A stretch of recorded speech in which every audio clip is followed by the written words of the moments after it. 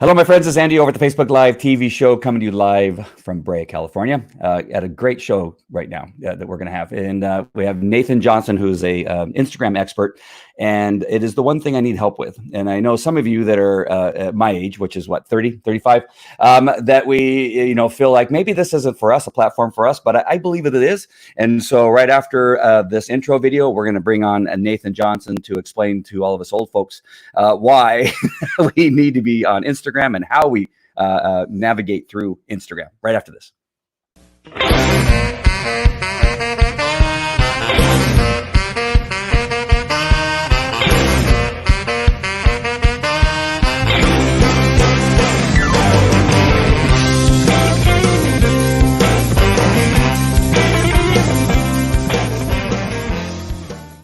Nathan Johnson, how are you?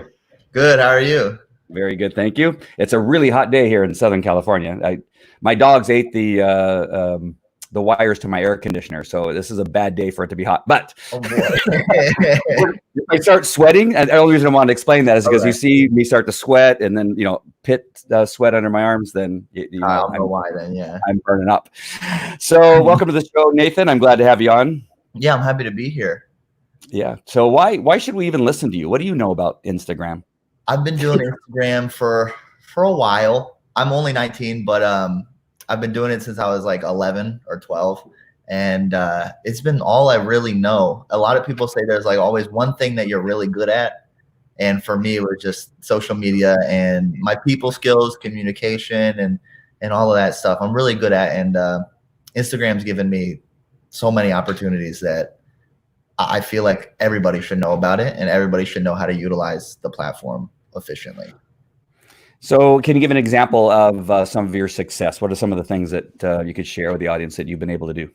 Sure. So I guess one of my biggest accomplishments is there's a term called network. Like, what is your network? And it's a pretty simple term. It's essentially just how many followers you have like access to. So the accounts that you own, what is the sum of all of those followers? And I think my biggest accomplishment was the 5 million mark. And monthly, we get like 30 to 40 million impressions from different people every month on all my accounts. So I would say that's my biggest accomplishment, because it's essentially like having the influence of a Kardashian or a Jenner or like a famous athlete, but you can still go to the mall and nobody will really know that. Like, they'll just think that you're like everybody else. So it's fun. It's nice to have the privacy. And you're able to monetize that? Oh yeah. Yeah. So the biggest way to monetize it, I say it's, I compare it to TV ads. I grew up with a family that was in the TV business and broadcasting. And the biggest thing that I learned was, I guess, how to monetize from that. And essentially it's the same as placing an ad on television, but it's more effective and it's easier to engage with. So on Instagram, you can post a video to your, let's say, 1 million followers. And if you get 100,000 views, the click-through rate with the engagement, everything, you'll probably get 10% of the people who see it will go over to your page. So you might get 10,000 people who go visit your page. And for me, I think that's more efficient than a television ad that costs probably 100 times what an Instagram ad costs for only like 1% engagement. Because I would rather just click like a username than call a phone number if I'm interested. So they're way more efficient and they're way more cost effective. And you can get the same engagement from a Super Bowl ad. You can get that every day on an Instagram account for fractions of the price. And I like that, because quite frankly, if they're following you, number one, they've began the process of liking you and trusting you, and are entertained by you. Maybe if you're entertaining and that kind of stuff. Not only then, from that stage, if they're then taking another step, which is hard to do, right? That's hard for people to stay, because they see it, they go, oh, it's boring, I'm off. So now you have them, engaged in something, and now they've taken the time to go out of the app into something else, or into some other thing. And what that makes them a higher qualified potential customer or client that you're going to do business with. So the numbers, even though they're small, are fantastic, because they're people that are truly interested in what you have to offer. I'm sure you have some comments about that, but I want to kind of get started, because I know that based on some of the comments that I've seen, that there's a lot of people that have no idea what Instagram is. So if you don't mind, we're going to go all the way back because some of the stuff you just talked about is super up here. Even yeah. I was like, I don't know what he's talking about. So let's start at the beginning and start with, how is Instagram different than any other of the social media platforms? So Instagram is different mainly in the way that you see your content. So on Instagram, they were the first platform that essentially had a chronological feed in order of dates. And they started out like that, just like every other platform did. And like Facebook is whoever posts more recently will be at the top of your feed, right?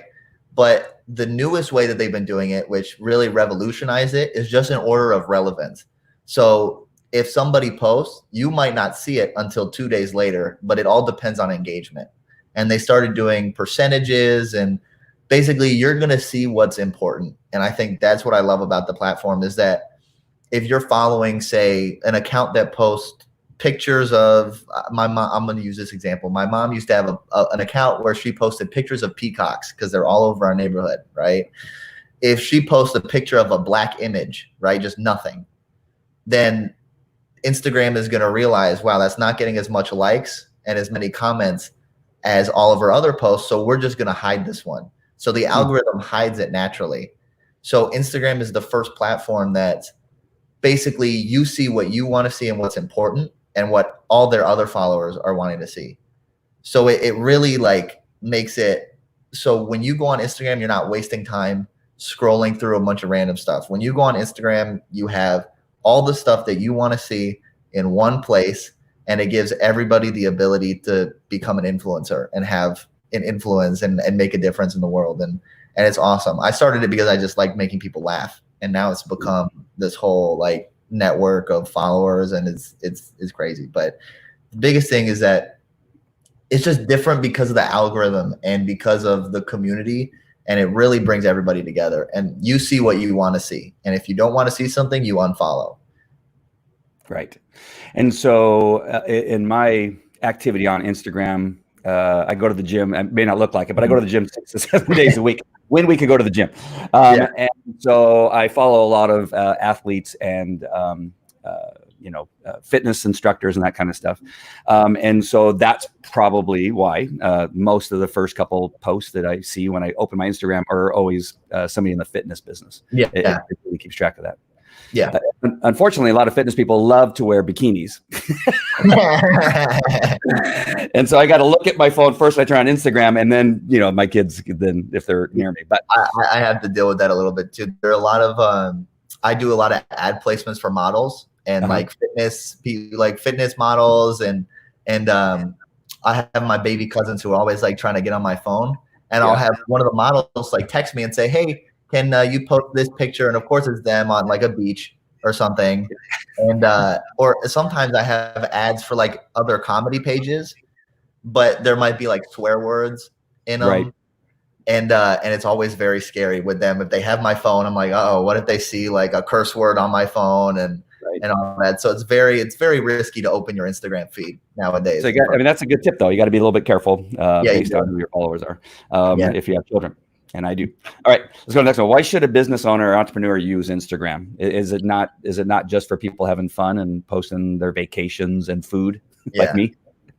So the biggest thing about Instagram, and much like any other business like e-commerce, you have to build your brand. And without a brand, you're essentially not going to do anything. Your business is not going to be as successful if it's not a brand. So if you're just some random, page on Instagram, like if let's say your business is selling like wallets, right? If you just post pictures of wallets on Instagram, it's not going to help your business out. So if that's what you think Instagram is used for, then you should make an Instagram. But if you want to build a brand where you have your custom wallets, you have different textures, you want to be a manufacturer, you want to really really have a vision for your company, and you want it to be a brand more than just like a side hustle where you drop ship and sell wallets for like $1 over the price that they manufacture for in China, right? Mm-hmm. So if you want to make a brand, you use Instagram, and you build a following of people who love your product. And then that becomes the most efficient way to monetize and get free advertising for people who are already proven to like your product. because you would rather, that's why on Facebook, everybody get like, there are some people who make a living placing ads for companies. And the biggest advantage that they have over if I were to place ads for my own company is that they know the specific niches. And that's why the biggest thing on Facebook ads, you have to label the interest. What do you want people to see this ad? Like, what do you want the people to be interested in? Mm-hmm. So Instagram is so valuable because you basically have people who aren't just interested in wallets or fashion. You have people interested in your brand of wallets and who love your brand of wallets. So the engagement is going to be way up, and you get free money. You know, if you don't have to spend any money on advertising and you just post on your own Instagram page for free, you're building your brand, you're getting free advertising, which is going to convert into sales. And in turn, that's just going to keep exponentially growing your business. The more followers you have, the more exponentially you grow. Okay. So in the idea of brand that you've mentioned several times in answering this question, how important is it to have a specific color, font that you use, maybe filter that you use, a look to your post? How important is that when building your brand? So I see a lot of people get lost in trying to make their Instagram feed look just really pretty, and trying to like label like everything in like a certain order. And the truth is, you really don't have to do that. As long as the posts are high quality and they're good looking, good camera quality, good, like not too much text on it, then they're going to do well no matter what. But the biggest thing that people get wrong when running their company's Instagrams and even like YouTube channels is like a lack of consistency. Yeah. So the old thing that everybody wanted was, how do you get big on platforms? I used to tell everybody, you just have to make viral content. If you make something viral, then it's just naturally going to get clicks, right? Nowadays, with everybody has like social media, Instagram, TikTok is the new biggest trend, right? Yeah. And everybody can be famous and everybody's doing viral things. So it's no longer about being viral. The one thing that can set you apart is consistency. So if you are consistently uploading twice a day, even if it's the viral content that everybody else is doing, your engagement is going to increase. The amount of followers you're receiving is going to increase. So if you're a business owner, the biggest thing is, even though it might not seem like that Instagram is helping, for me, if it gets you, let's say, if it makes you $10 to just post every day on Instagram, it's worth it. Because the law of economics and cost efficiency is that even if you're not making money, so like if the cost of hiring another worker is $5, for you to make $5 profit, technically that's breaking even, right? Mm-hmm. But in economics, they teach you that you have to do, like, that is what you should do. If you're a profit maximizing firm, that is what you do. Even if hiring the extra worker isn't making you more money, you do it. So in the same thing with Instagram, even if the cost of the person who runs your Instagram account or the cost of the time that it takes you to run your Instagram account is maybe like $100 a day, right? Or $100 a month, in turn is going to give you that value back, and you should do it. I got you. Just really quick, I want to go back, and again, for people that are pretty much new to this stuff, when you say make something that's viral, my thought is that, yeah, you have to make something that suddenly blows up and millions of people are watching it. Is that the term in the way that you're using it? What does it mean for me? How would I know to make something viral? How would I do that? So viral is like, there are a lot of different ways you can describe a video being viral. And there's the 3 viral video qualities that I kind of made up myself the past like 8 years that I've been doing Instagram.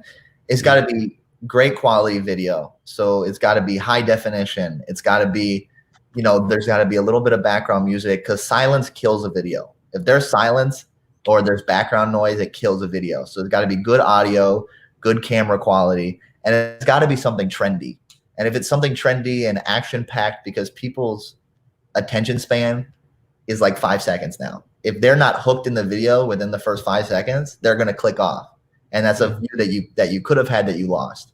So start it off action-packed, good audio quality, good camera quality, and make it a trend that's going on right now. So let's say somebody has a good joke about the coronavirus, which is obviously a very touchy subject, right? But I think comedy helps everything. So if somebody has a funny joke, like a comedian, like a stand-up comedian, and they post it on Instagram, right? It's very easy for that post to go viral if it's good quality, if something trendy right now that everybody cares about. That's why if you go on your Twitter or any social media platform, the first thing you're probably going to see is something about coronavirus, right? That is what's getting engagement right now. So if you have something to say, this is a great time for you to spread your message. I did a $500 giveaway on my Instagram account to, I guess, sort of as a give back for the coronavirus. And, you know, I just said this is going to be a giveaway that is for people who are struggling right now for the coronavirus. And I did it on my Instagram page. And I gave a random person $500 who commented saying that they're going through a tough time, right? And that post got double the engagement of all my other posts. So that is what I would classify as a viral post. That was something that gets people engaged. It makes people want to interact, and it makes people like you. And it had, you know, high quality camera. All that are the steps that you can use to get there. Very cool. Nabi took the words out of my mouth because when you said comedy, I go, oh, look at, I'm so funny. I am hilarious. So really quick here, we got Kendall Hollinger. I want to use her just for a brief moment as a test case. She's a singer-songwriter, makes great music. She sings beautifully. If she wanted to get attention on Instagram, would it be simply her with a guitar singing a song, or is there something else that, in your experience, that somebody that's a singer-songwriter can do to get more followers? So I've seen a lot of singer-songwriters who are great, right? And I'm sure Kendall is awesome. But I've seen a lot of them use ads very ineffectively. And you just kind of have to realize, what is the importance of somebody listening to your music? Put a time value or a dollar value on that one listen. So if you want to pay $1, if somebody listening to your song to you is worth $1, then keep that in mind for when you're advertising. Okay. And the other thing, the biggest thing for singer-songwriters and people wanting to get their music out there is sometimes the big social media advertising, like platforms, like an Instagram account with 20 million followers, they might post your song. It might get a lot of views on their account, but it might not translate over to you. And I've seen so many artists who have a label behind them too, with a lot of money to spend, just completely like tank because they're not consistent. They're not consistent. They're not building themselves as a brand. They just want the followers. So truthfully, the best thing for artists to do, and this would be my advice to you, Kendall, is be consistent and build a relationship with the people who follow you and start growing yourself in that community. The biggest thing that I did when I didn't have money to invest was I became friends with all the other people who had the same amount of followers as me. And you start talking to them, and you start you start shouting them out, and they'll shout you out. And that's a free way to grow your platform. You post them on your story and say, wow, like let's say, Kendall, you have a friend, let's say you have 20,000 followers, or even 5,000, or even 1,000. We'll go with 1,000, right? We'll go at the smaller end of the spectrum. If you have 1,000 followers and you know a singer-songwriter friend who has 2,000 followers, you might say, hey, send me a video of you singing. I'm going to put it on my story, and I'll send you a video of me singing, and I want you to put it on my story and just tag in your story, and I want you to just tag me. And just doing that gets you natural engagement that's free. Wow. And then you build that connection with your followers. Post on your story just about what you're doing that day. Hey, I'm out. I'm about to go to the store. I just want to let y'all know I appreciate all of you. Thanks for always being here for me. Building that relationship is going to build loyal followers who in the future are going to buy all your albums, come to your concerts, listen to your music all the time, buy your merchandise, right? That's why building the brand is so important. Being consistent is so important. But the biggest thing I could tell you is, as much as you may think you need to put a bunch of money into growing your, like for an artist, because there are a lot of singer-songwriters, there are a lot of people who are great singers, but what's going to set you apart is your approach to social media. Make TikToks. That's the biggest thing. Just sing on TikTok, make TikToks. Because on TikTok, the algorithm, anybody can get recognition. Anybody can be famous on TikTok. So be singing, post every day on TikTok, post on Instagram, shout out your friends or just network with people, network a lot, and start converting their followers into your followers by having them shout you out and you shout them out. And that's perfect. And that's all you have to do. And slowly, because when you have 100,000 followers, you might gain 2,000 a day from shouting other people out and them shouting you out. Right now, you may only gain 10 to 100 a day, right? But it's exponential. Just like the stuff going on, you've heard exponential a lot because of the coronavirus, right? But it's that whole exponentiality is when you start with 1 and then you have 2, but then 2 becomes 4 and 4 becomes 16 and 16 becomes 30. Like, it's just exponential. So when you have 1,000 followers, it might be 10 that you gain every day. But when you have 1 million, you might be gaining 10,000 every day. So it's just about the growth and the consistency. But the best thing is make TikToks, be consistent, and for you, get free advertising from your friends. Advertise them and they advertise you in return. That's the best way. And it's easy on TikTok because it literally automatically will post to Instagram. Yeah. So it's like you're posting on both. With one swoop. And I was just thinking about the wallet thing. I don't know why my brain kind of goes off. The great thing, a wallet just sitting there, like of a picture, is very boring. But I was thinking, what if you were the victim and you had this great wallet, this wallet that you want people to buy, and you're thinking this is one of the best wallets on the planet, and you have it in your pocket, right? And then you're walking down an alley, and the video is that people are running by, somebody takes your iPhone and runs off, and you just kind of like that. Somebody takes your hat and runs off, and you go whatever. And then somebody takes your shirt and runs off, but then somebody takes your wallet. You get pissed. You take them down, you beat them with a bat, and you take out the wallet and you say, keep the change, and you give them the money, but you keep your wallet because the wallet. Yeah, exactly. Wow, that's actually a really good video idea. I'm very surprised. I was imagining it in my head too. It was like a movie going on. Yeah, like nothing else matters. Like, take my phone, who cares? Take this, but do not take my phone. I'm going to kick your ass. Okay, that's a great idea. Thank you. I may do that for a CBD commercial or something like that. So being verified on Instagram, and is it important?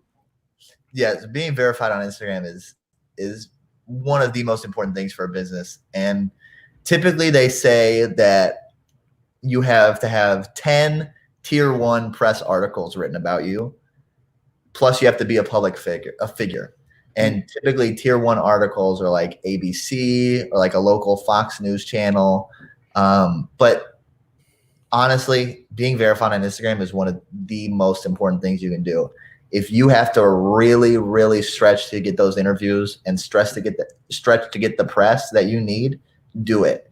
And doing podcasts and doing just random interviews with people and networking with people is going to get you those press articles. And once you're verified on Instagram, you get a check mark, and it's a blue check mark right next to your name. And that means you will be showing up in the top of the comment section. So the comment section on Instagram, when there's a post, you can comment on it. And how it orders it is in order of relevancy. And it goes, the most popular verified comment will be here. And then it'll be all the verified comments. And then the top not verified comment. So let's say I comment on a post, and you can like people's comments. Let's say I comment something funny and I get 1,000 likes on my comment, right? But somebody who's verified commented and they get 10 likes, even though I have way more likes than they do, since they're verified, they're going to be here and I will be right under them. So being verified gives you the exposure when you comment on something. It'll put you at the top always, right? Then when you DM somebody, so on Instagram, there's a built-in messaging platform, and it's called direct messages. And it's very much like Facebook Messenger. Basically, when you DM somebody new, it goes into their request tab. But there's a request tab that says all requests and then top request. A lot of famous people with millions and millions of followers who you want to maybe write a book for them, or you want to publish for them, or you want to get them on your podcast, right? If you're not verified, you're going to get flooded into all the other accounts that are DMing them, like fans and other like celebs, right? But that top request is where they're going to click, and that's where they're going to look at. And if you're verified, you get into the top request. And if you're in a top request, they're going to see your DM and they're going to read it. So it just gets you that exposure, and it helps you network. And networking is the most important thing you could possibly do. Yeah, that's great information. But the funniest thing is you answered the question that I've been too afraid to ask, and what does DM actually stand for? I didn't know it was direct messaging. Yeah, direct messaging. Yeah. I don't know. I just had to point that out. All right. Can you run paid ads on a, you've talked about this, again, there's people that are on that don't know this. They may not know that you can pay for advertisement on Facebook. Who knows? But you can run paid ads on Instagram. How easy is that? How difficult is it? I remember trying to run an ad on Facebook was like trying to solve, cancer. It was like, how do I do that? It was very, very difficult. What about Instagram? So this is what a lot of people don't know, and I was actually surprised. My mom does a lot of Facebook ads, and she was the one who told me that, hey, maybe you need to try, because I do a little bit of e-commerce, and she was telling me maybe you need to get into Facebook ads. So I was trying to learn, and I was so shocked by how out of touch that Facebook, the business manager, and how you make ads on Facebook. I was so shocked with how out of touch that is with, like, it just could be so much easier. And there are two different ways you can run ads on Instagram. And the main ones are, you can pay influencers and accounts, which is the most cost effective and the best way to do it. So an example of that would be, let's say the NFL, right? That's a pretty broad example. Everybody knows about the NFL.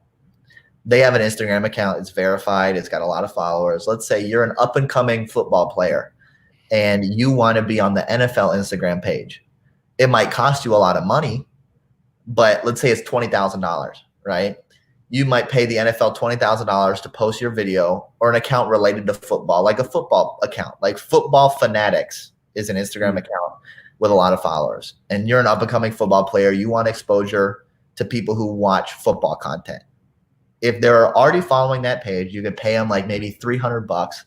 Your video is going to get 200, 300,000 views. And it's going to be all people who are lovers of football. That's one way to do it. And that's the best way to do it because it's cheaper. It's which means it's more cost effective. It's going to get you the best engagement, the best turnover, and it's really targeted. It's all people who already like that content.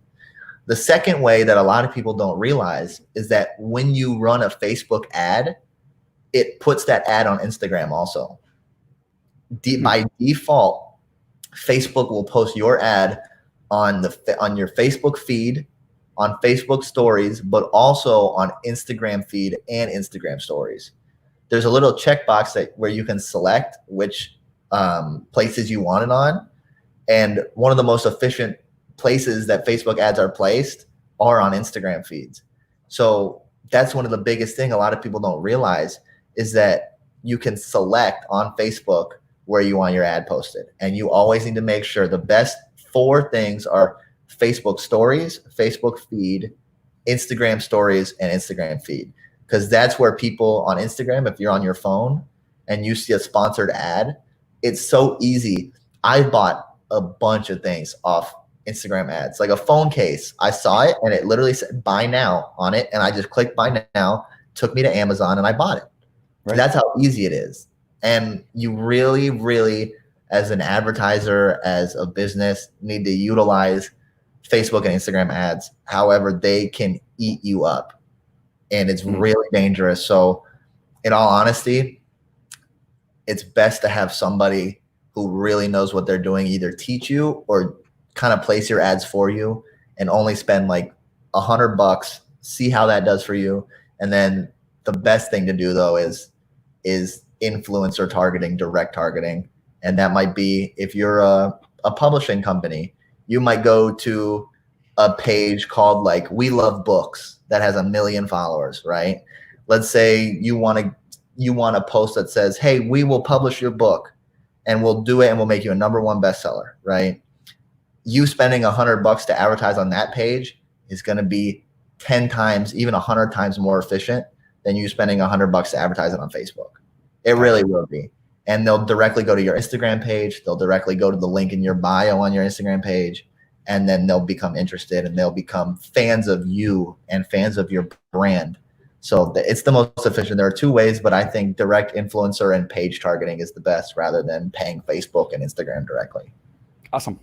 I'm going to get to this question really quick. It says, great info. Do you post on TikTok and let it post to Instagram and Facebook, or do you post on each? So what I think is a great way of going about all the different social medias, because, you know, TikTok, Instagram, Facebook, I like certain types of content for certain different platforms. On Facebook, in my opinion, right? No, I'm young, but I think Facebook is a little bit for the older generation. So my content on Facebook, and maybe Steven, your content on Facebook would be a little bit different and a little bit older. So maybe some classic songs, like if you're a singer-songwriter, some of your classic songs on Facebook, some from the 80s, 90s, early 2000s, right? On TikTok, it's so young. Everybody is so young on TikTok. I classify it as the baby boomers are on Facebook, right? Millennials are on Instagram, and Gen Z or whatever I am, technically you're on TikTok. I'm a little bit, I classify with the Instagram community, but that's because I started so young. If I didn't start this young, I would be on TikTok. So you kind of have to base the type of content you make on the platform you're on. So if it's on TikTok and you're singing a Guns N' Roses song, the odds of a bunch of 12-year-old kids knowing Guns N' Roses is going to be pretty low. So on TikTok, you want a quick, action-packed video with a popular song that's trending now. On Instagram, you want maybe like a mid-2000s or a 2010 song where that people that millennials might know, and it might be like a 15-second video. And on Facebook, you can do minute to however long you want, right? So I usually go 6 to 10 seconds on TikTok, maybe 15 on TikTok. On Instagram, maximum a minute, maybe 30 or 45 seconds, probably the sweet spot on Instagram. And Facebook, it doesn't really matter. Like Facebook are where business people go now. I think Facebook is more like a LinkedIn, and it used to be more like an Instagram, but now Facebook is a great place for people to watch 30-minute videos and TED Talks just directly from Facebook on their media player. So on Facebook, you don't really have to worry. Facebook, you can do whatever you want content-wise, and it'll grow. TikTok, short and sweet, action-packed, trending. Instagram, a little bit less action-packed, but still there's got to be action, but it doesn't have to be as short. Instagram is a great in-between of the two. Very cool. I know what that says about me because I have videos on TikTok. I'm on Instagram. I'm on Twitch, as you know, because we are streaming on Twitch right now. So I just felt like being on TikTok. I saw some influencers, and who was I watching? Probably Gary Vee. I can't remember which one, but they were saying this is where, you know, those of us, the bigwigs, we hop into things early when we really don't belong and begin to, you know, make our presence known, and then it blows up and then things get bigger because we're like the first. It's always good to be one of the first. Gary Vee is a great example too, because if you see Gary Vee's TikTok content, it's literally like he's a 16-year-old kid making YouTube videos. Like it's amazing. Like he's really, really good at it. And you can see his following has grown immensely. He's grown, I think he has like, how many followers on TikTok does he have? Probably 1 million, 5 million on TikTok. Yeah. And he posts like very short snippets of him speaking. And if something happens, like there's a heckler, or like at one point somebody stood up and was like, Gary, I don't think any of this works. And the entire TikTok was like, he cut out all the silent parts, and it was just his response to that person and what he said. And it got like 200,000 likes on TikTok. And he didn't spend any money on advertising. It was just natural. So if it's action-packed, it's short, it's sweet, and it's got a message, it's going to do well on TikTok. And that's what you really got to focus on. And Gary Vee does a great job. If you look at his content compared to his TikTok content, you can see the difference, and you can model yourself after that. He has 3.4 million followers on TikTok. Yeah, exactly. Yeah. He's got 118.2 million likes. Yeah, he's got more on TikTok than he does on any other platform, and TikTok is the newest platform. Yeah. No, there you go. Just made my point, and yours, apparently. You're the expert. All right, I don't know if I put this right. Is this correct? What is a meme page? Yeah, so right? Right. Meme pages are pages that they post like comedy. So if you have kids, 99% chance that they follow a meme page, and they might even follow one of mine. Everybody that I've met recently has followed one of the pages that I own, which has been awesome because they're like, wait, you're that? And I'm like, yeah, I'm them. And they're like, what? And so it's like always like a fun experience. And say who I am. Yeah, on the funny one. Oh, the funny ones. Yeah. Sorry, my mom is sitting next to me. She wanted me to say, I can't let you go. Mom, let him fly. Push him out of the nest. No, she's trying to tell me to say the ads of my accounts and everything, but I guess I'll use one of mine as an example. Yeah. Somebody asked that question about your Instagram.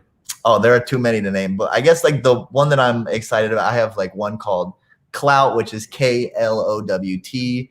I have a lot, but the best way for you, if you're interested in knowing about my pages, would be to go to my personal Instagram and shoot me a message from there, which is Weekday Rehab, WeekdayRehab. Weekday Rehab. The name was just basically I wanted to be people's rehabilitation from like a bad weekday. That was my whole thing. And then everybody was like, well, rehab, is it have something to do with drugs? I'm like, no, it's like a very like, a nice name that has a good purpose. But one of my pages that I have the ownership and access to is probably 5 million. And I have a few, like I have a 5 million one that I'm really active on. I don't want to give the name on that because I have given names before and the accounts have gotten banned.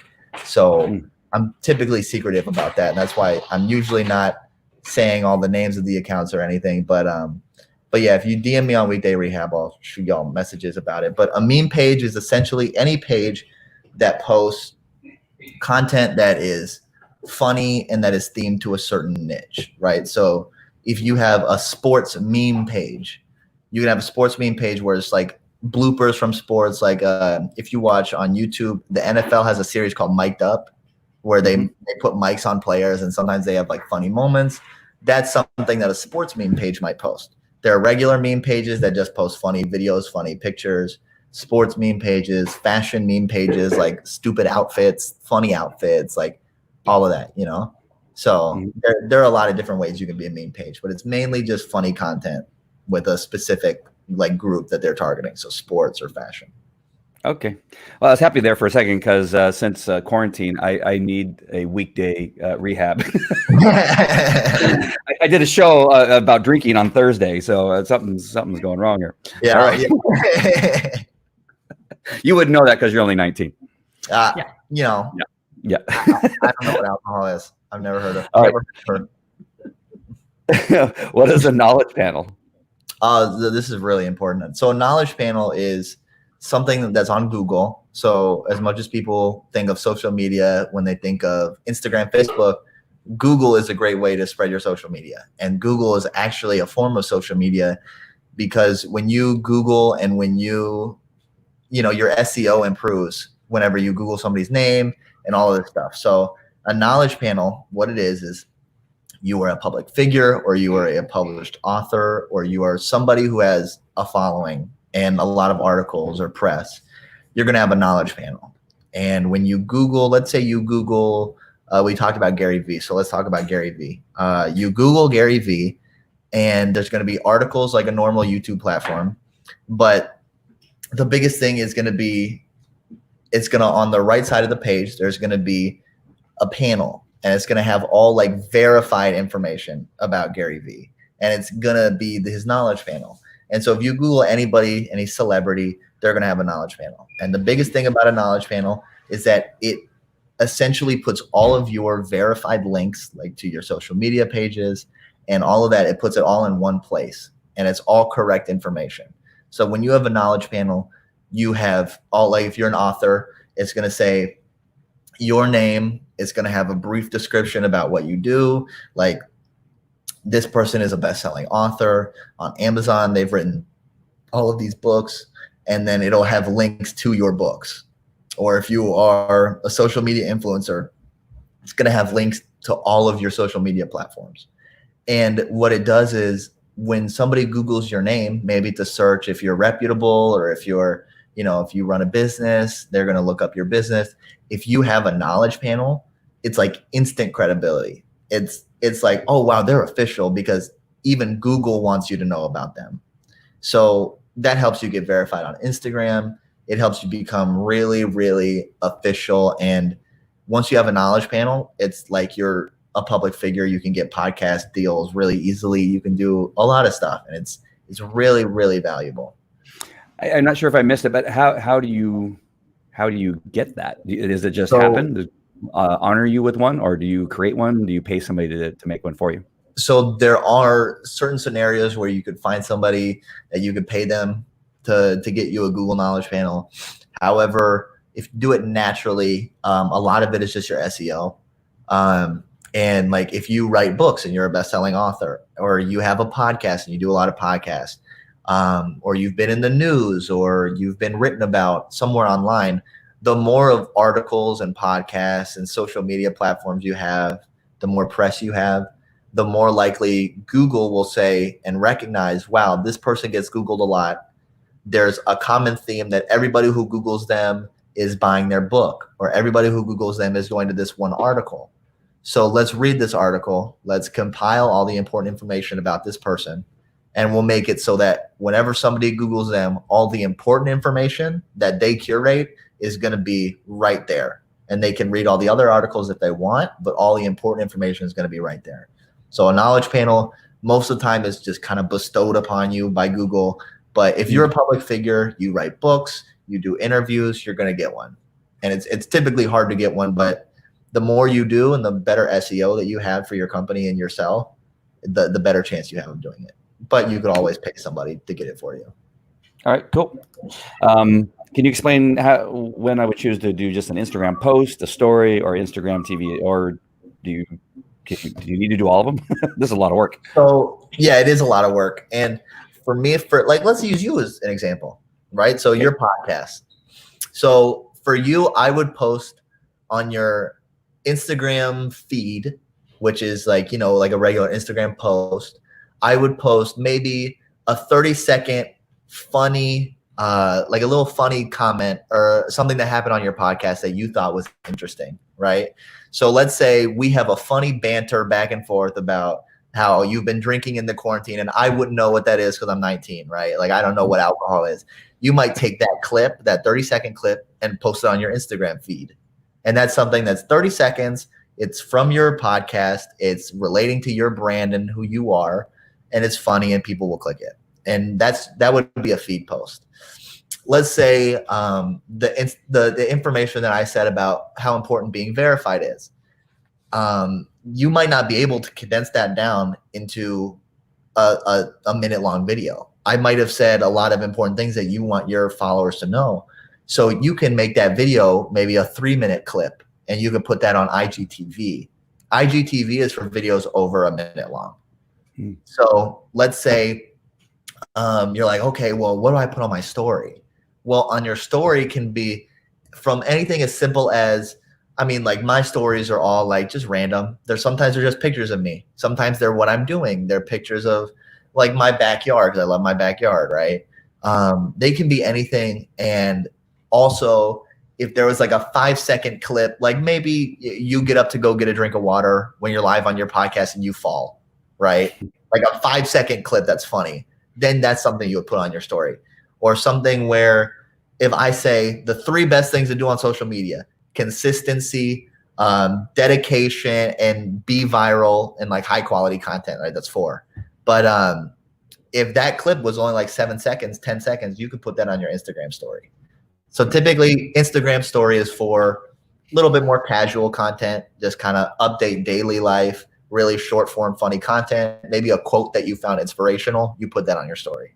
A feed post, sort of action packed, 15 to 30 second long video that you want all of your followers to see. And Instagram TV is basically just an Instagram post that you thought was so important that you couldn't condense it down to be shorter. The information was over a minute long and it's all important information. Then you put that on IGTV. Okay. This is going to be one of the few Facebook Lives or live broadcasts that I'm going to listen and watch the whole thing all over again. I appreciate that. I'm taking a little notes here, but the information is fantastic. I feel like awesome. I should be paying you. And I have a lot more questions. Is it okay if I still go through some questions? I don't want to bogart your time. No, I'm having a great time. No, you're good. Okay, good. And those of you that are watching, let me know if you like this. If it's good information, just comment and say everything's good. And what I just learned, and I didn't know, even because I didn't even know what it was, but Jen, you may know Jen Foster. Jen Foster says that she has one, and then she told me that I have one, but my photo doesn't show up. What does that mean that my photo doesn't show up? Because So if you have a knowledge panel, you can actually claim the knowledge panel. And the way you claim a knowledge panel is essentially there will be, when you pull up your knowledge panel, there's going to be something in the bottom left of it. Okay, let me stop you really quick. Okay. Where do I go to find my knowledge panel? So go on Google and basically you type in your name. Right. I'll do this. I can do this with you. Hold on. So you go on Google, you type in your name. He's not Andy Falco though. He's Andy. You're gonna do me. I'll do him. So, but he's Jimenez. So you look up your name. It's Andy Falco Jimenez. Okay. I'm gonna try and do this with you. So I got. Yeah, I got a weird name, Andy Falco. Yeah. So you look yours up, and it has all of your books, right? It has my boxer journal, my French bulldog, like all of those, and it has your name. So that's a knowledge panel.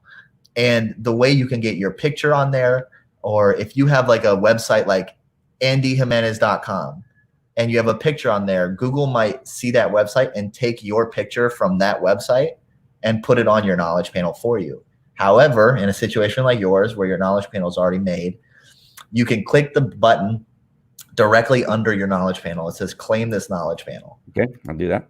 And if you click that, what you're going to do, oh, you have it pulled up on yours. You press that get verified button, and then it's going to ask you for personal information. It's going to show you, it's going to make you type in your address, submit a picture of your ID, and everything like that. So I think they show a great example, which is right there, George Washington. Like he would have a knowledge panel. So knowledge panels are like, that's an important person if they have a knowledge panel. And you can link all of your social media, and it basically says like, tell us why you want this knowledge panel to be yours. And you just basically say like, it has all of my books that I've written, and a lot of my clients want to make sure that that it's the real me that they're reading about, and not like fake articles or something that's like bashing me. You know, it's like a Wikipedia page. Yeah, kind of. It's essentially like a Wikipedia page for Google. So and it's really trusted, and it's all, it's all correct information. So you know how much I love your mom. Yeah, I love my mom. She's always she's the best. I love that she's a little boy. She's like right here. She's been staring at me the whole time, making sure I'm not doing it. But she's great. All right. Sure I'm doing the best I can. I'm learning too. Yeah.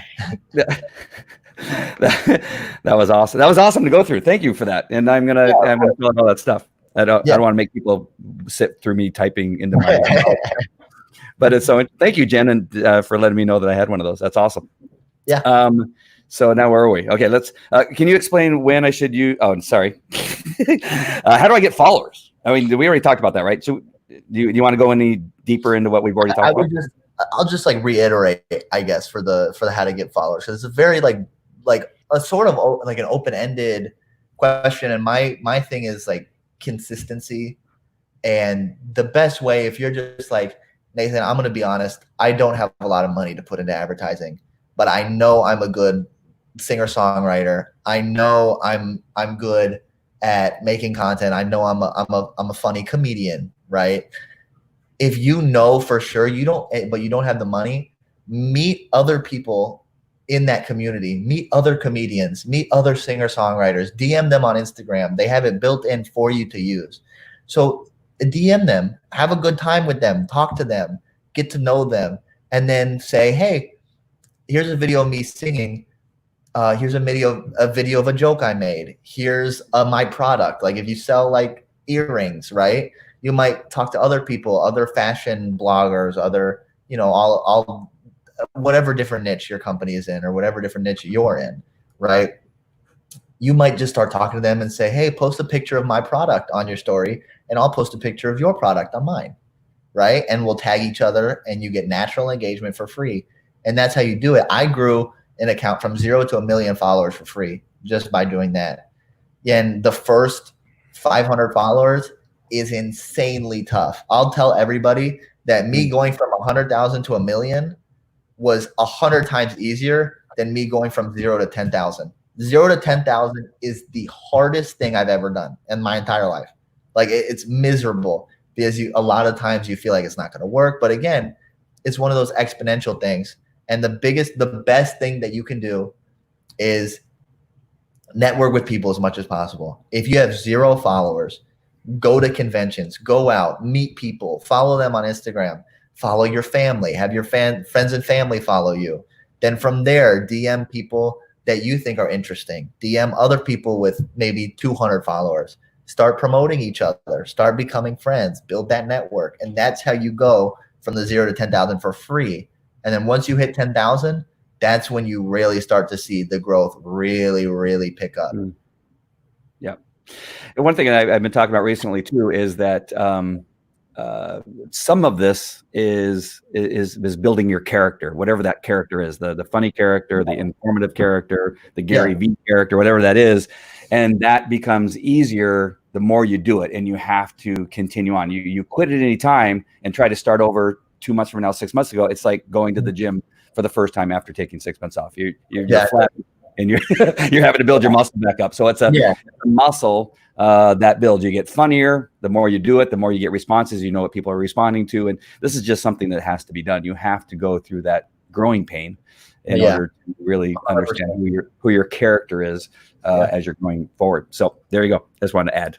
All right. Can you have more than one account? We talked a little bit about that, personal and business, for instance. So it's funny that you mentioned that, because recently I had to get another phone. So typically on Instagram, they let you have 5 accounts per device, and you could have as many accounts as you want. I have probably 16 that I own, and I have 5 on my phone, this is my main phone, and I have 10 on an Android that I just recently bought, because Android lets you download like multiple of the same app sometimes. So yeah, it's weird how they do it, but they're like slightly different Instagram apps, but they all use the same platform, which is Instagram. It's just like a funny like trick I picked up when I was like 14 that you figured out I could do that. But so I carry around this phone and I carry around my other phone, and you can have as many Instagram accounts as you want. So you can have 10, 20, 30, 100, and you can have a personal. I actually have 3 personal accounts. I have Weekday Rehab, which is my like business one. It has like 230,000 followers, I think. And that's where, I have celebrities like Young Gravy, who's a rapper who I've worked with in the past. I have a jeweler from Houston named Johnny Dang who follows me. He's like this really famous like jeweler for rappers. And, even like people like Ellen DeGeneres's manager follows me on Instagram. Like just like a lot of random people from different areas, and they all follow that account. But then I have another personal account that is just for people who I know in real life, who are like my real friends, and like people from my school. And then I have another personal account that's like only my tight-knit community can follow. And kids call that a Finsta. So there's a Rinsta, which is a real Insta. And then there's a Finsta, which is your fake Insta, which is like for your really close friends. So like my Finsta has like 30 followers on it. My Rinsta has like 5,000, which are all like high school friends, college friends. And then my personal is Weekday Rehab, which has like 230,000. Both those things sound like something that happens in prison. But, I'm not going to go into detail as to. I got. All right. I'm going to start laughing. That's the Instagram feed post right there. Boom. Okay. You just got one. You just got an Instagram feed post. How do you? This is where my mind goes. My mind goes there first, so just know that. The second place my mind goes is how do you manage those? I mean, how do you manage that? I mean, is it a lot of time? I'm lucky. I'm 19. I'll just say that I'm lucky. I'm young, because if I told you this before the podcast started, that what happens when you're 19 and you work hard, you already have a receding hairline, because my hair is already running away. Just on one side, though. It's just it's stress, man. It's horrible. It's stressful. It's a lot of work. It's a huge time commitment, and it's just something that you just kind of have to grind to do. And what I've always said, my mentality my entire life, I've always said that hard work beats talent. But a lot of people don't realize is, well, I'm working really hard. Why have I not made it yet? Well, because luck beats hard work. And I genuinely think that I put myself in the position. What my advice to everybody is put yourself in the position to succeed. And at that point, you know for a fact that you did everything you could. So for me right now, if for whatever reason I fail, everything I do right now goes away and I'm 30 years old and I'm broke, I will not have a doubt that says in my mind, you didn't do enough. You could have been successful, but you didn't do enough. At that point, the way I work right now is I work at a level and at a capacity that is, this is the most I can possibly do. And there's nothing that I possibly could have done. And so when I look back on it, I know for a fact that I did everything I could have done. And you'll look back on something and you'll always be able to say that you could have done more, right? Or like you'll always wish that you don't wish that you could have done more. Just realize that you did everything you could is like the way that I just kind of live. So if you do everything you can and you work hard, but that luck sometimes doesn't come, at least you'll live knowing that you did everything you could and that you worked hard. And that's how I manage all the numerous accounts that I do, is just that I just sit and I grind is the best way to do it. I just get everything done. I wake up early. Typically, like a normal schedule for me is wake up at 7 a.m. From 7 a.m. to 9 a.m., post on Instagram, get everything scheduled for the day, like advertisements, then fall back asleep from 9 a.m. to 11. I'm back asleep because I'm like, I can't stay up that long. So then once I wake up at 11, all my posts that I scheduled are supposed to be going up now. So then from 11 p.m. to probably 3 a.m., I'm posting and grinding and scheduling and networking and all that. So you just work. You go back to sleep? Yeah, I go to sleep at 3, wake up 7, 9, I'm up, 9 to 11, sleep, 11 to 3 up. So that's just kind of how, and I'm lucky I'm young again, because I know that if I were 30, 40, then I probably wouldn't be able to keep the same schedule. So, but I'm just trying to work as hard as possible now. So I tell people a lot of people are like, Nathan, you're not a kid. Like you don't live like a kid, because as much as every typical teenager drinks and goes out to parties and everything, I'm the one kid who locks himself in his room and works. I don't drink. I don't do anything like that, because my whole thing is you want to work, like I said, work so hard that you know that even if you fail because you got unlucky, right, that you did everything you possibly could. And if you did everything you could, then there's no shame in that, right? Because maybe it just wasn't meant to be. But my thing is, while my competition and other people are out having fun, maybe with their friends or drinking or at a party, I'm going to be working and getting ahead, right? So that's always been my thing. It's just anytime I can work, I work. And a lot of people are like, well, Absolutely. You don't have time to be a kid, but I don't want to be a kid if when you're an adult, you aren't as successful as you wanted to be, right? You don't want to get old and have tons of regrets. I've had hundreds of employees over the years. I've had 500 at a time with a security company they own. And hearing you talk, it is so uncommon. And I've tried to instill, that hard work is important. It is just not. It's not common. And I'm going to send all my children over to Melanie. Raise my kids are doing really well, and I've instilled the same thing. Just talk about work. It should not be a bad word. I know that there's certain politicians that have said well, we shouldn't work, we should protest from working after the thing's over. I go, that is the problem. It's a lazy act. I'm gonna get on a tangent. I'm gonna stop myself. Well, I guess I like going on tangents too. So my tangent on that will be that a lot of people, I guess they label it as hard work, but for me, doing something I love, like Instagram, it doesn't feel like work. It just feels like I'm just doing something I like doing.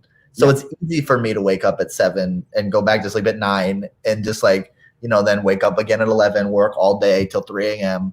Like that's just kind of easy for me, because I've grown up with that since I was 11 or 12. I've been doing that same thing of like working all day on Instagram because it doesn't feel like work. So it's easy to work hard when it's something that you love doing. That is a great point. The times that I failed, it's been doing something that I probably shouldn't have done because my heart wasn't into it. And then the things that I've been successful at, as a cop, I was Officer of the Year and Career Achievement Award, won all those things very early in my career. I loved being a cop and I loved being a canine handler and that kind of stuff. It was my passion. I worked on my days off to be a better cop when I was working. Again, something a lot of people don't do. They don't do anything regarding their work on their days off because, well, I'm not getting paid. Why should I do anything? But I studied. I did everything I could.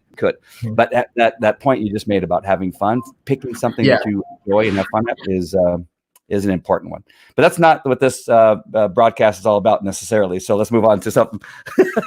What size pictures are allowed and should they be profile, square, landscape? I know that sometimes I try to put a square peg into a round hole on Instagram every so often because I really like the video, but it's not.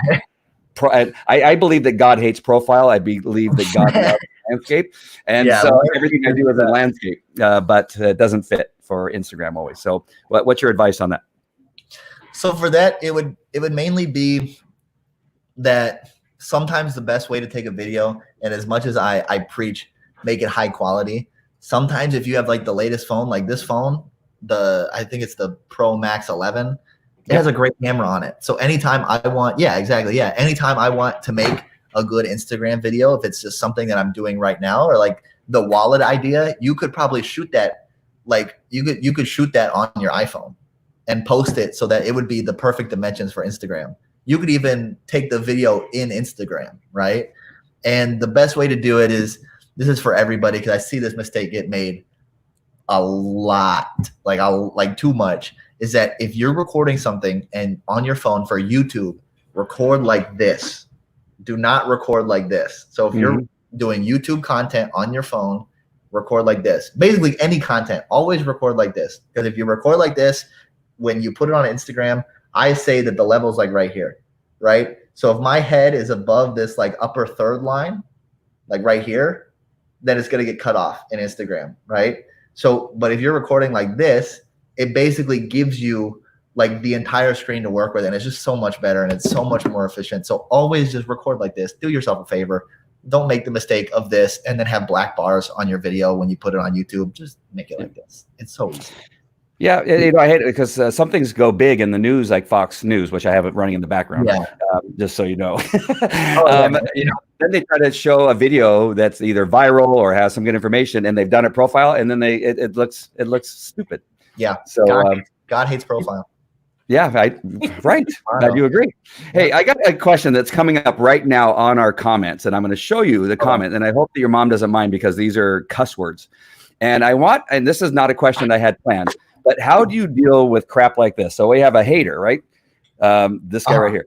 I don't know who this guy is, but you have stuff that comes up, and I know that can affect. They're nailing me with all kinds of stuff, which is pretty awesome. And I don't mind putting it up because people. No, I love it. I love it. It's this one.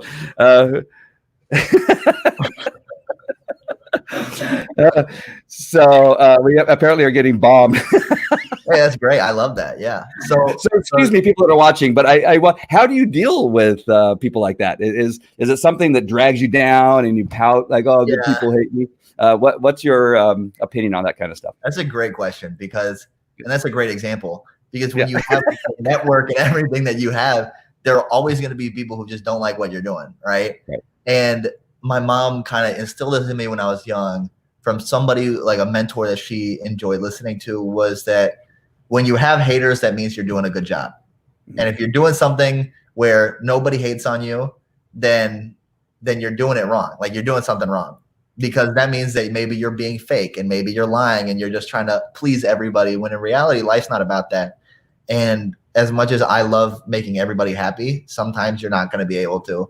And I used to let it really get to me to a point where the only thing I cared about in life was like what other people thought about me. And that was huge for me in high school. It like destroyed my confidence.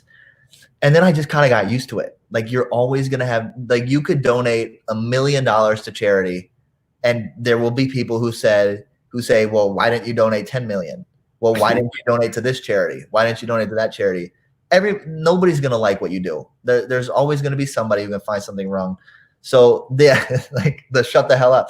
For me, I laugh at that because it's like, while I'm doing something to better where I'm at, right? Also, the best thing is like don't engage. I guess is like my biggest tip is just leave it. Which I'm doing right now. Yeah, exactly. Well, no, but it's good because it's for the example. Because for these people, my greatest thing is I laugh because it's like I'm doing something. I'm a 19-year-old kid. I'm doing something to better my career. Meanwhile, these people are helping me better my career by giving me views and interactions on my posts, and then also giving me a laugh because I'm like, wow, look at what they're doing. They're sitting there doing nothing while I am on the podcast, bettering myself. So it's just like if you want to spend your time hating on me, go ahead, because it's just going to make me more money in the long run.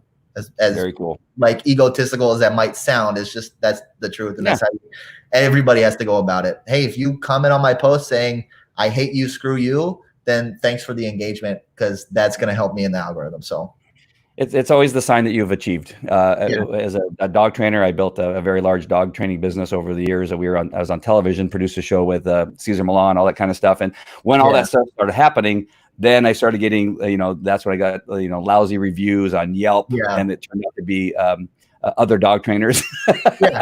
And then, on my YouTube channel, all the comments, nothing happened until I began to get on television, began to succeed and make a lot of money. And then it just opened up the floodgates to a whole bunch of crap, which was pretty awesome. And what sucks is that we will see 100 mean comments before we see one positive comment, because we only pay attention to the negative. And the biggest thing that I've tried to teach myself is basically just don't care. Like I've just kind of learned not to care about like if somebody random is just like, you're a scumbag, like don't talk to us about this, blah blah blah. I'm just like, okay, like you just kind of ignore it, because it's just kind of funny to me, and it's something you get used to. But I also learned, if you're like an up and coming creator and you're starting to get on social media, and even if your kids are on social media, it's a cutthroat. It's a pretty bad place to be, but it does have people get tougher skin, and it really taught me to not be sensitive and just kind of do what you want to do. And you're gonna get hate, but that's how you're doing something. You're doing a good job if you're getting hate. So. Awesome, and I appreciate those guys sharing their intelligence. Yeah, exactly. Yeah, that's amazing. All right. So is there a rule regarding the time of day to post for your biggest reach? You talked about how you wake up at a specific time. That's important to you, that have it at whatever time you schedule them for, or does it really matter? The best time to post, assuming because it's quarantine right now, so school is canceled, but typically 7 p.m. Eastern is the best time to post on Instagram if you're a United States based account, right? So it's basically school gets out typically at 3 p.m., right? And then there are some kids who just go home and they get home at like 4. But then there are other kids who have after school activities like football practice, baseball practice. And by the time they shower, get done eating dinner, get done maybe doing some homework, or right before they're about to start doing homework, you post, which is like 7 p.m. Eastern. So it gets the maximum amount of people on it, right? That's for like a meme page. But then a fitness page that might be followed by mainly adults, that account might be better to post at 11 a.m. or after they get off work. So at like 5 p.m., 6 p.m., right? And then there are some times where you have a page that has I have a page that has a lot of followers from India and places that are just like in a completely different time zone. So for them, I post at like 1 a.m., 2 a.m. my time. And that's what gains well on there. So it's all about knowing your followers, know your demographic, know where they're from, and kind of just get a feel for their schedule. If you're appealing to if I'm 19, I'm appealing to other 19-year-olds. So for me, whenever I'm free the most is when I'm going to post, because that's when all the other 19-year-olds are free. Nice. Good. So this kind of is similar, but how often should you post? So if you're posting at a certain time, do you post then maybe 2 more times in the day, or you just post that one time at 11 o'clock? I try and post like 10 to 20 times a day on all the accounts. So that's typically the best thing. And you can post any time of the day, but for advertising, like if you want to advertise yourself, 7 p.m. Eastern, or if you have like a big post that you want to see, like that you want all your followers to see, then 7 p.m. Eastern is the best time to do it. Okay. But several times, like not just the one post. Yeah. Okay. All right, we're almost done. I know we've gone over an hour. Oh no, it's fine. I'm having a great time reading all the comments. Okay, good. Yeah, amazing. What is a good benchmark for engagement? And we talked about numbers for a while, but let's talk about really to start off with. What's a good benchmark for engagement? How many likes you have. So just surface level, how many likes you have is the best way to tell engagement. However, there are ways that these comments, man, I love these. So I think it's probably because I shared it on my Instagram. So anybody is coming from my Instagram and commenting. So I guarantee you that's somebody from my Instagram. I've never had this before. 100%. They're probably somebody from my Instagram. So that's why I think it's funny. But and actually, I hate to say it, but those are when they're saying some of those comments in your neck of the woods, it's not like negative. That's more like they're just being funny, sarcastic. Yeah. So I don't even know. It's just like, but that's just something that I like laugh at. It's like fun. But you learn to love it. You really do. Like I love it. So like I was on private chat, so I couldn't see the live comments, and I saw live comments. I was like, oh, I want to read these because they're just fun. But surface level is likes. Like the one thing you want to pay attention to is likes. So if you have is typically 10% engagement is the best metric. So if you have 100,000 followers, you want 10% of 100,000 followers in the terms of likes, right? However, there are people who fake their likes, and there are people who bot followers, bot likes, right? So a great example is on my page, I did a giveaway post, and I have 238,000 followers on my personal account, and the post got 10,564 likes, which is a little less than 10% for my follower count, right? So you would say, well, he has good engagement, but the likes aren't where there should be.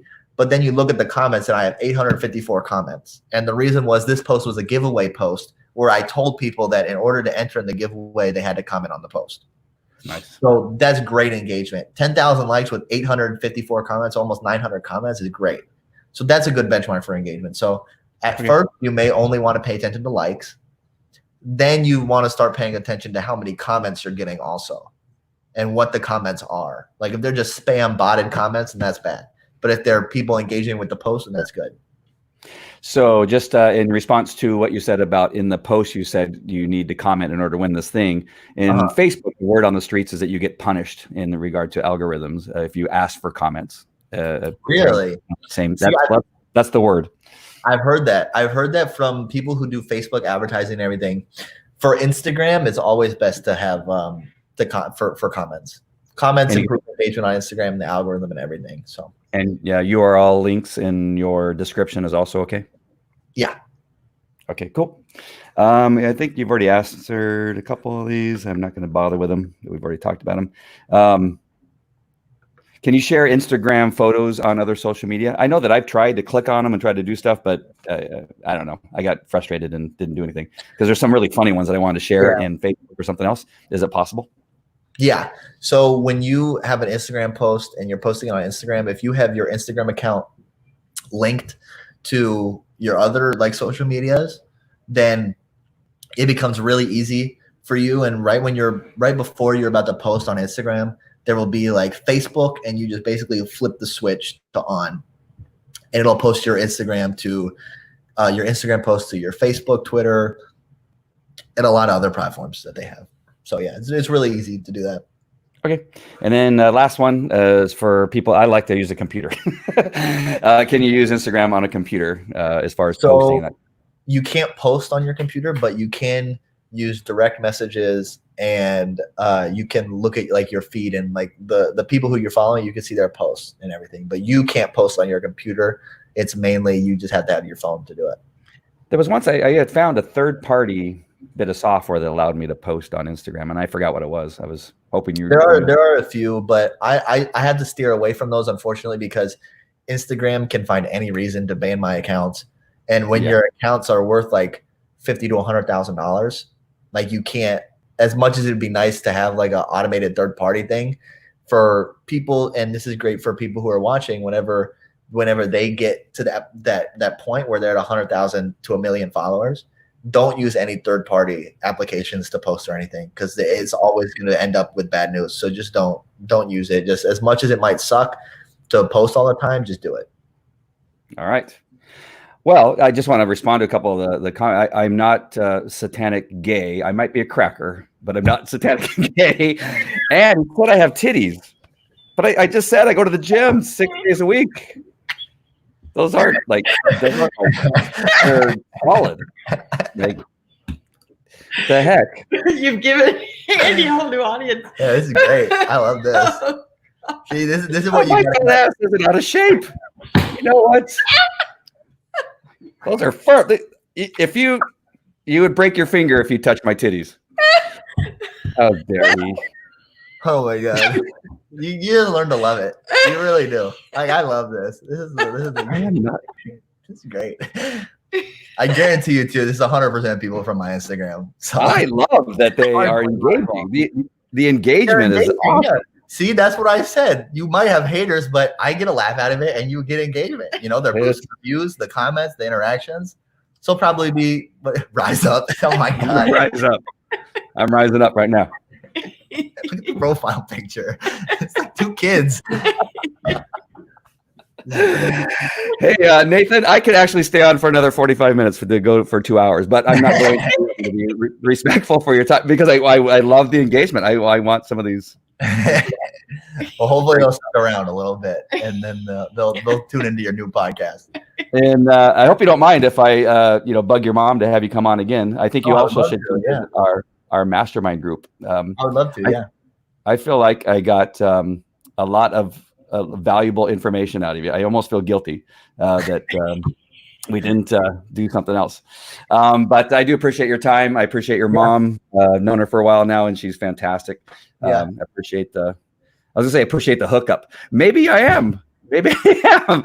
So I didn't mean it that way. I meant, the connection, not the hookup, the connection. So we're gonna land this plane because it's going to crash if I keep going. But Nathan, I appreciate you very much. I'll be more than happy to provide the file with you because I download it to my Dropbox. If you want to use it, you can use it. I don't know. Maybe my titties are too big. I don't know. You may not want to. You may not want to use it. All right. Go ahead. Yeah, don't go away. I'm going to go ahead and play the outro, and then we'll see the rest of you later. Take care, and especially you guys that are having so much fun. You guys have no life. All right.